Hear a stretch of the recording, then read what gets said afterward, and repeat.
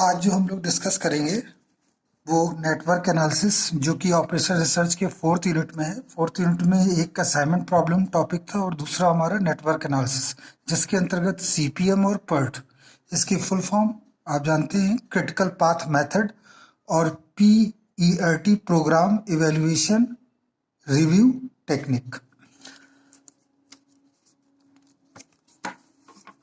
इस टॉपिक को समझाने से पहले हम कुछ टर्म्स को जानना चाहेंगे कि ये होता क्या है, ये टर्म्स होते क्या है। जैसे कि नेटवर्क एनालिसिस, इस टर्म से क्लियर है। नेटवर्क किस चीज़ का? नेटवर्क एक्टिविटी का, और उसको एनालाइज करना, मतलब कि कौन सी एक्टिविटी इंपॉर्टेंट है किसी भी प्रोजेक्ट को कंप्लीट करने के लिए, कौन सी एक्टिविटी इंपॉर्टेंट है, कौन सी एक्टिविटी अनइम्पॉर्टेंट है, इसको एनालाइज करना।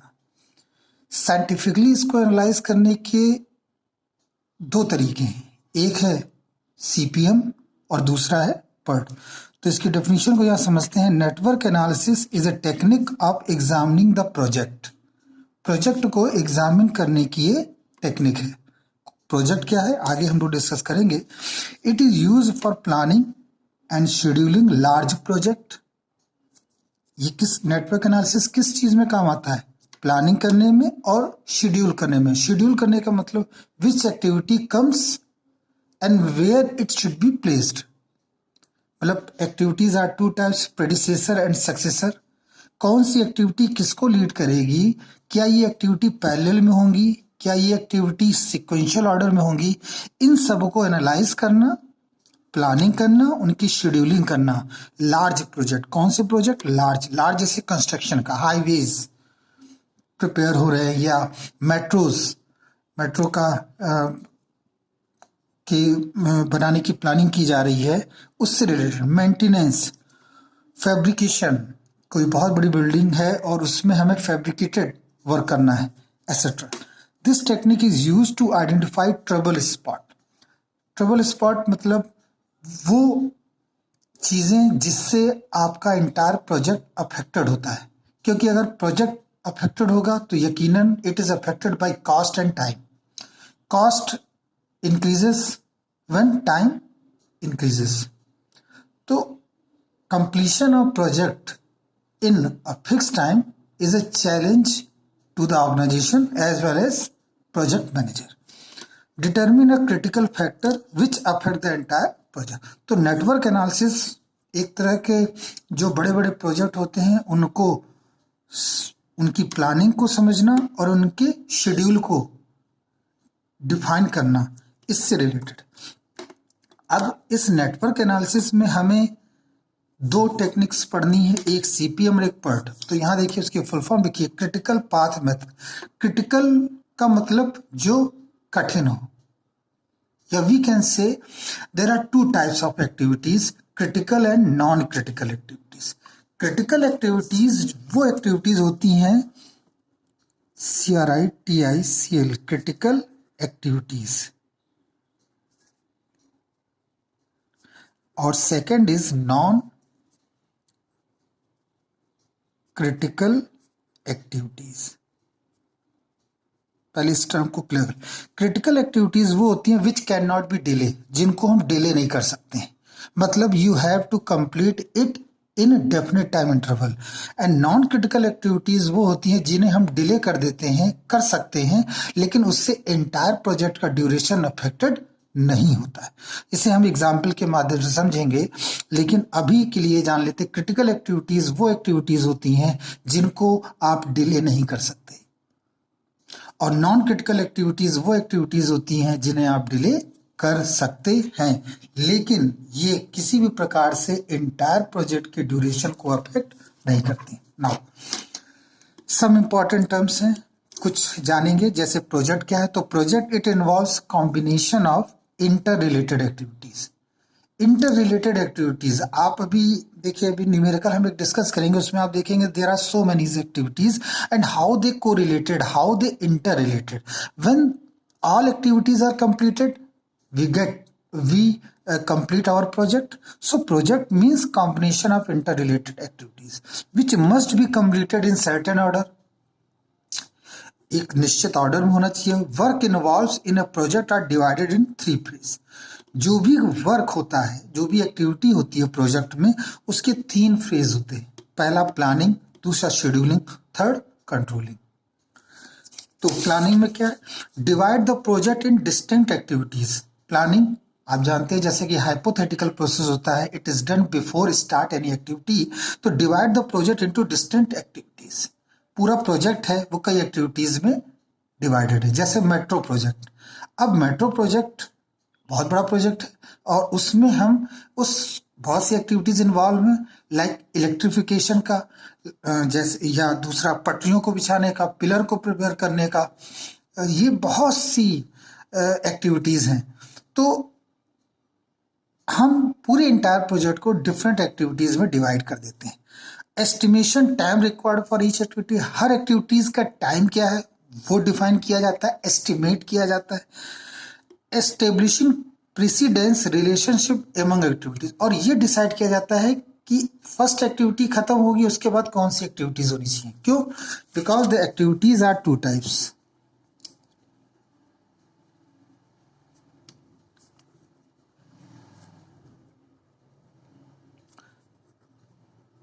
पहली जो एक्टिविटीज है वो है पैरेलल एक्टिविटीज और दूसरी जो एक्टिविटीज है वो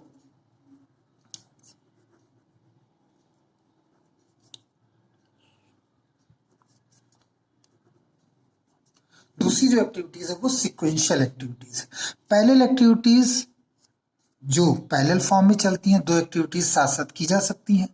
और sequential activities when one activity is completed then another can perform। For example कि जैसे आप किसी कार से जा रहे हो और कार का एक टायर पंचर हो जाए तो फिर आप उसे क्या करेंगे? तो सबसे पहले आप उस पुराने टायर को निकालेंगे, तब आप एक नया टायर इंट्रोड्यूस करेंगे। That is sequential activities.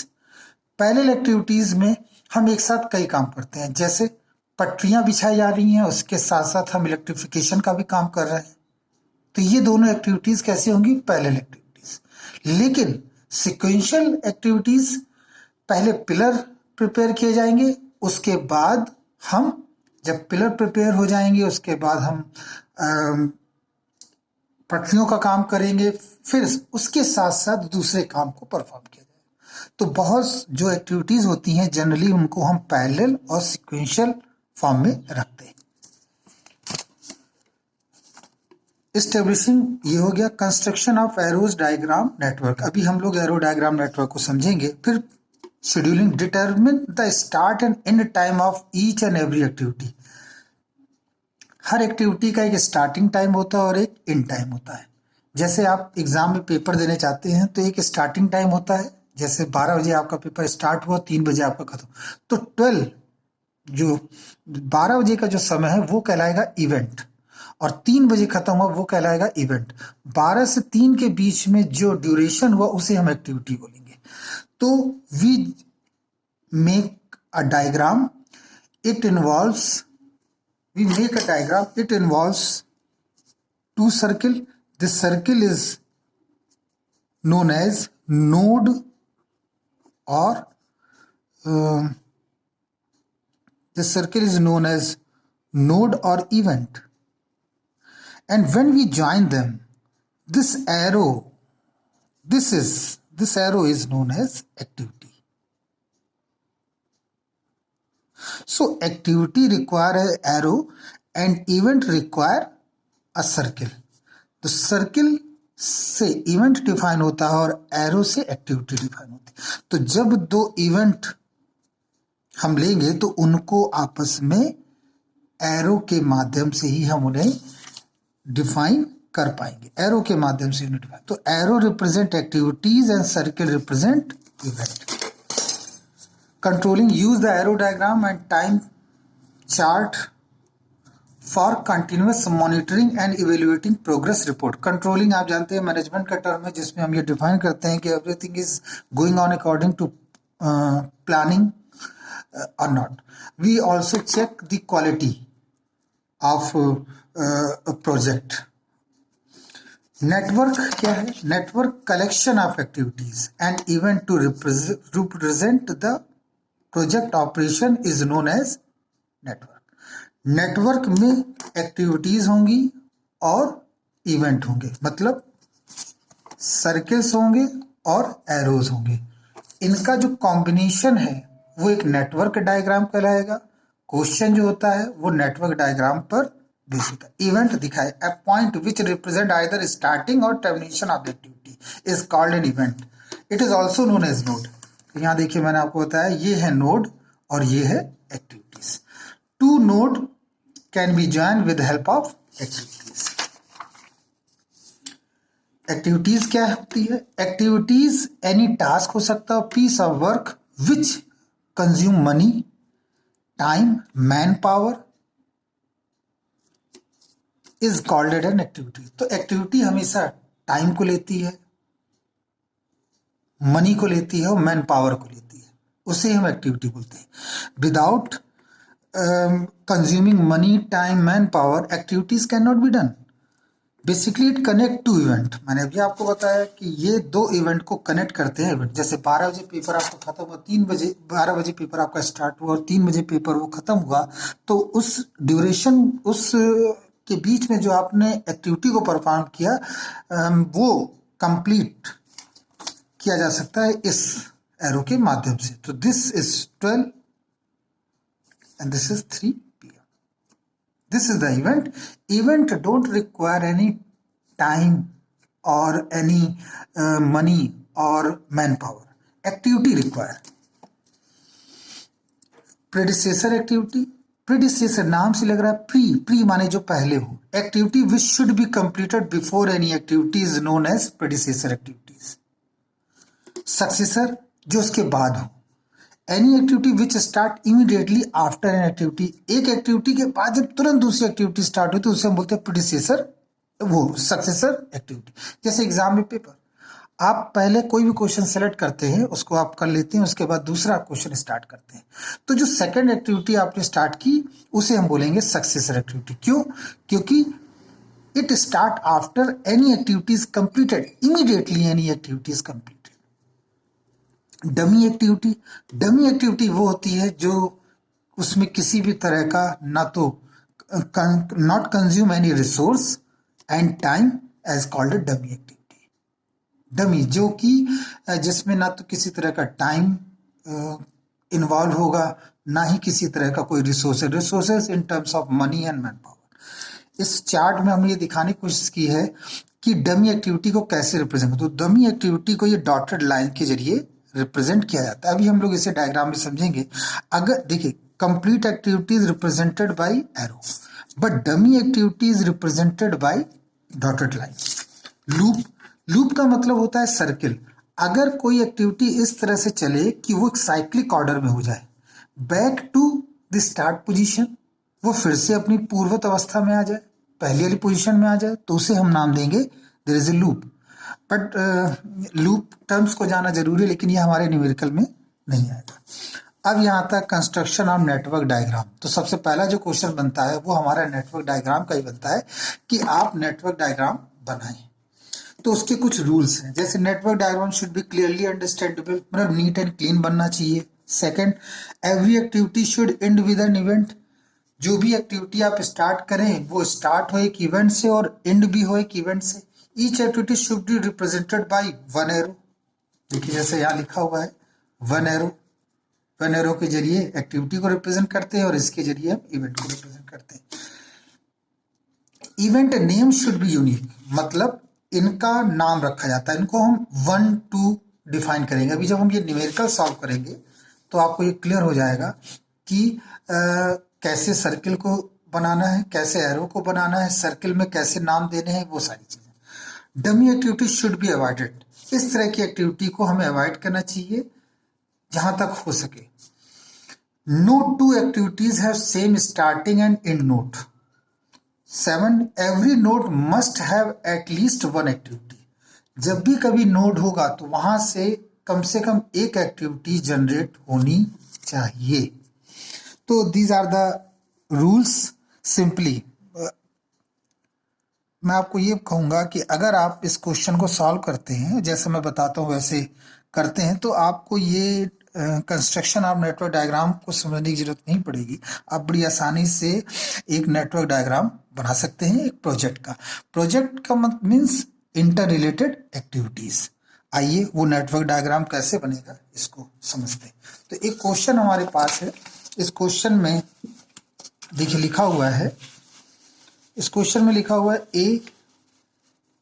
A B, these are the activities A B C D E F G, ये सारी एक्टिविटीज हैं। एक्टिविटीज हमेशा एरो के जरिए डिफाइन होता है और इसके ऊपर लिखते हैं, जैसे A activities it is written like that. Predecessor, A की कोई प्रीडिसेसर नहीं है, बी की कोई प्रीडिसेसर नहीं है, मतलब it is a unique activity. C तब स्टार्ट होगा जब ए कंप्लीट हो जाएगा, इसका मतलब ये हुआ, क्यों? क्योंकि ए क्या है यहाँ प्रीडिसेसर एक्टिविटी है। C start when after completion of A activity, D start after completion of A activity, E start after completion of B activity, F start after completion of C activity and G start after completion of D E activity.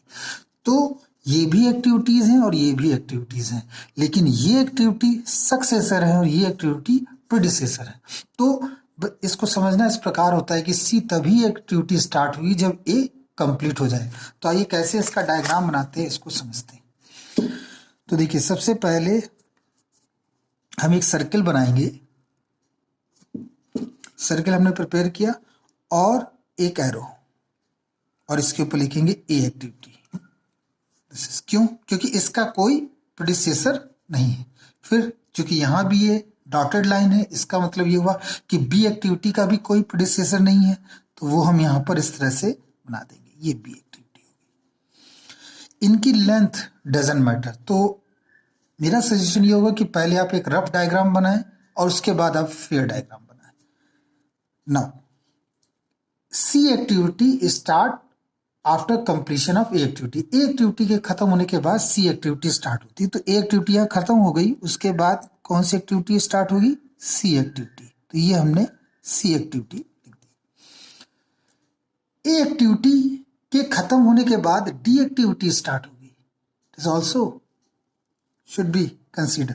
A activity खत्म होने के बाद D activity start होगी, तो ठीक है, we just make D activity. B activity के खत्म होने पर ई एक्टिविटी स्टार्ट होगी, बी एक्टिविटी यहां खत्म हो गई, उसके बाद ई एक्टिविटी स्टार्ट होगी, ये ई एक्टिविटी हो गई। अब सी एक्टिविटी के खत्म होने के बाद एफ एक्टिविटी स्टार्ट, सी एक्टिविटी ये है, ये खत्म हो गई, उसके बाद एफ एक्टिविटी स्टार्ट होगी, ये एफ एक्टिविटी हो गई। डी और ई एक्टिविटी के खत्म होने के बाद जी एक्टिविटी स्टार्ट होगी। तो देखिए डी और ई दोनों साइमल्टेनियसली जब खत्म होंगे, किसी एक एरो पर आके मिलेंगे, वहां से जी इमर्ज होगी। तो ओके, तो इसे हम थोड़ा सा और आगे बढ़ा देते हैं, और ये देखिए डी और ई एक्टिविटी जहां पर फिनिश होंगे, इससे कौन सी एक्टिविटी स्टार्ट होगी? जी एक्टिविटी, सॉरी यहां पर लिखेंगे जी एक्टिविटी। अब लास्ट में आप देख रहे हैं दो ये एरो बच गया, अब इनका क्या करें? तो देखिए इस क्वेश्चन को विशेष रूप से देखिए, आपकी ये जो एक्टिविटीज हैं इसमें देखिए A B C D E F G है, और इसमें दो ऐसे टर्म हैं जो नहीं लिखे गए हैं, दो एक्टिविटीज ऐसी जो नहीं लिखी हैं, वो है एफ और जी। देखिए प्रीडिसेसर में एफ और जी एक्टिविटी नहीं लिखी गई, इसका मतलब ये हुआ कि एफ और जी एक्टिविटीज होंगी, they will end at a point. तो इन्हें हम एक पॉइंट पर लाके मिला देंगे और यही आपका फाइनल डेस्टिनेशन होगा। तो इस तरह से इसका एक नेटवर्क डायग्राम हम प्रिपेयर कर लेते हैं। तो हमेशा याद रखिए इसको पढ़ते कैसे हैं। पहले आप देखिए प्रीडिसेसर लिखा हुआ है, फिर आप देखेंगे ए से डी एक्टिविटी स्टार्ट होती है, फिर बी से ई एक्टिविटी, जहां पे डॉटेड लाइन हो इसका मतलब वहां हम सर्किल बना देंगे और सर्किल से ए एक्टिविटी, बी एक्टिविटी, सी एक्टिविटी। अब इनको नेमिंग किया जाता है, इनको नेमिंग, इसका जो नेमिंग होता है वो एक रूल होता है जिसे हम बोलते हैं फलकर्सन, फलकर्सन रूल। फलकर्सन रूल ये कहता है, देखिए एक ह्यूमन की हैबिट होती है, वो किसी भी चीज को रीड करता है left to right, top to bottom, तो ये रूल इसी पर बेस्ड है। तो सबसे पहले हम इसको 1 नेमिंग देंगे, नेक्स्ट इसे 2 दें, इसे 2 दें, क्योंकि टॉप पर ऊपर है तो इसे हम 2 देंगे और इसे हम 3 देंगे। Now again you can not give, this is 3, cannot give the name of 3 activity. Now again 1 2 3, now 4 this one and 5 this one, 4 5 and end with 6। ये हमेशा याद रखना है आपको कि जो एक्टिविटीज होती है वो फॉरवर्ड डायरेक्शन में मूव करती है। आप कभी भी आप ये तो ले सकते हैं 1 activity when event goes to 4th event or 1 event move to 2nd event, but you can never write like this 2 event goes to 1st event, it cannot be reverse, the time moves in forward direction। तो इस तरह से हम ये एक network diagram को prepare करते हैं। एक और क्वेश्चन लेते हैं जिसमें फिर कहा गया draw network diagram of the following projects. इसको समझते हैं। इसमें ये बहुत इंपॉर्टेंट चीज है कि ये लास्ट में एफ और जी एक पॉइंट मिलेंगे, ये कैसे जानेंगे। तो देखिए जो चीज मिसिंग होगी इस प्रेडिसेसर में उसी पर जाके एक्टिविटी फिनिश होगी। ठीक है, ये नेक्स्ट क्वेश्चन हम नेक्स्ट लेक्चर में अटेंड करेंगे। Thank you.